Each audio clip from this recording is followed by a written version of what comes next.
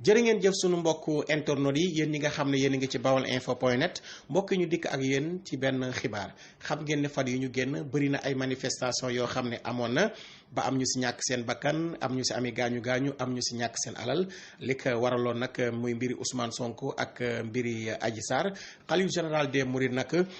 ci biir loolu dafa dugaloon loxoom ci li nga xamante ni tey mooy coow li dox diggante opposition bi ak pouvoir def ay médiation ngir jàmm mën a am ci biir loolu opposition bi manifestation yi nga xam ne naloon nañ ko sëriñ bi daal leen di wax ñu daal di koy teg ci suufa waaye nag jamono ji Sénégal yéen ñi nga xamante ni tey yéenay déglu baolinfo.net bay boo ngeen am xel mu dal ci li nga xamante ni tey mooy ci mbir mi ci tolluwaayu réew mi ndax xam ngeen ne fan yi ñu génn bi Serigne Mountakha yabalee ndaw ñu dem Dakar gisante ak ñi nga xamante ni tey ñooy ñenn ci kujje gi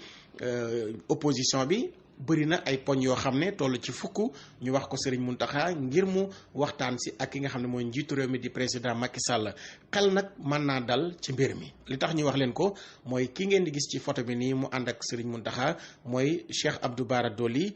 di député bokk ci opposition bi waaye tamit di kilifa diine digganteem ak Serigne Mountakha ñëpp xam ko ndax Serigne bi moo ko jàngal moo ko yar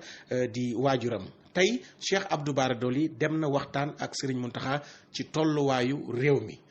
en tout cas li am ba des Serigne Mountakha Mbacké Bassirou yëkkati na ay kàddu xamal ko na ko ku am Serigne Touba ñàkkoo dara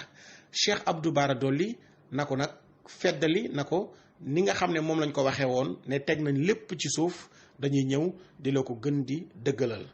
loolu la ko Cheikh Abdou Bara Doly wax na ko lépp loo xam ne jëm na ci ay manifestation teg nañu ko ci suuf te di la déglu Serigne Mountakha am mbégte ci loolu kontaan ci déglu gi nga xamante ni tey opposition bi teg nañ lépp te di ko déglu